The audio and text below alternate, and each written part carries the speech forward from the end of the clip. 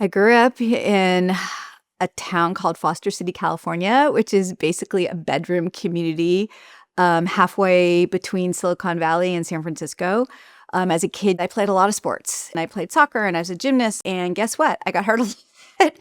And so I ended up in the ER a lot. And it turned out that I felt really comfortable in the ER. And I just really felt like the hospital and healthcare was just something for me.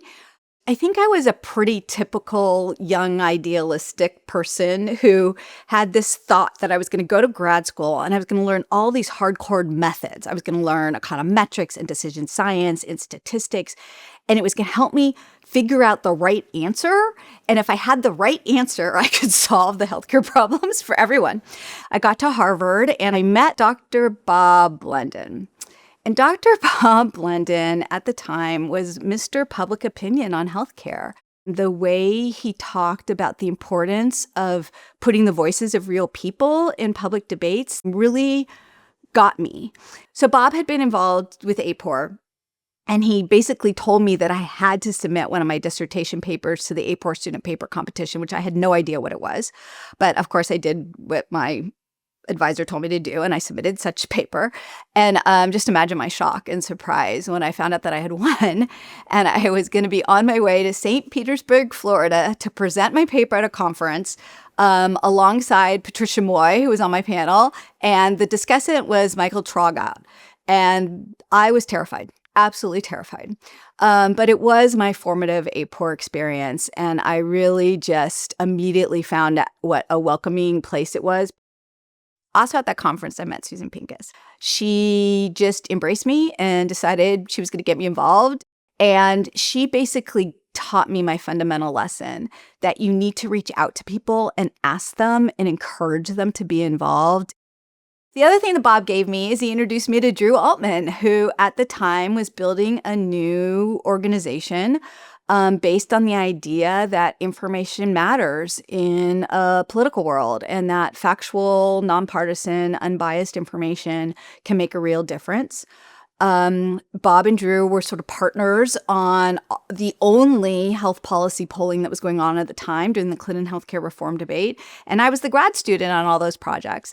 So I met Drew the next time I was out in California, and the rest, as they say, is history. And then I've been at KFF ever since. And with Drew, I was able to build this amazing survey polling capacity. Always been a small but mighty team. Liz Hamill's been right by our side for 24 years. Ashley Kurtzinger for the last 11. And we've just been the team in the country who keeps a focus on healthcare and keeps a focus on people's healthcare experiences along with their opinions and their knowledge and shedding light on what the health policies really mean for people in their own lives.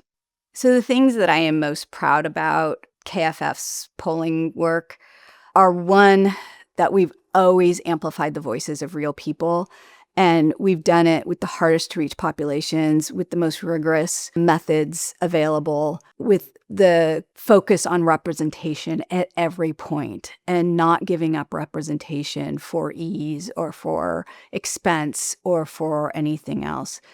The second thing is that we've been in this and we stay with it, and that we've been able to track things over time. In fact, we were honored by AAPOR with the Policy Impact Award a number of years ago for our tracking of people's views and experiences with Obamacare. And seeing the team up there on the stage receiving that award was one of the proudest moments of my life. And then third, which is really first, second, and third, is the people. It's the team. It's the partners that we've worked with at the media organizations, but also at the field houses. It's the people that made all of this happen. I never did a single thing alone. I never did a single project alone. I've never released a single document alone. It is the team and the people and watching everybody come together and be synergistic and work hard for the singular purpose of amplifying voices in really difficult political and policy environments. So for me, outside of work is usually some sort of like physical challenge. I've run marathons and half marathons. I've done the AIDS ride twice, which means riding my bike from San Francisco to Los Angeles. My favorite thing to do is to hike. My husband and I are the proud grandparents to 7 grandchildren. I'm called Softa, which is Hebrew for grandma. And these 7 angels take up a lot of our time and attention now. And I anticipate they're going to be doing that for a long, long time. The legacy I would want to leave to AAPOR and to people coming after me is that be inclusive, ask people to be involved, encourage people to be a part of something, encourage them to stretch. We can't do this on our own. Nothing we do is on our own, and we need each other, especially in the challenging times that we live in today.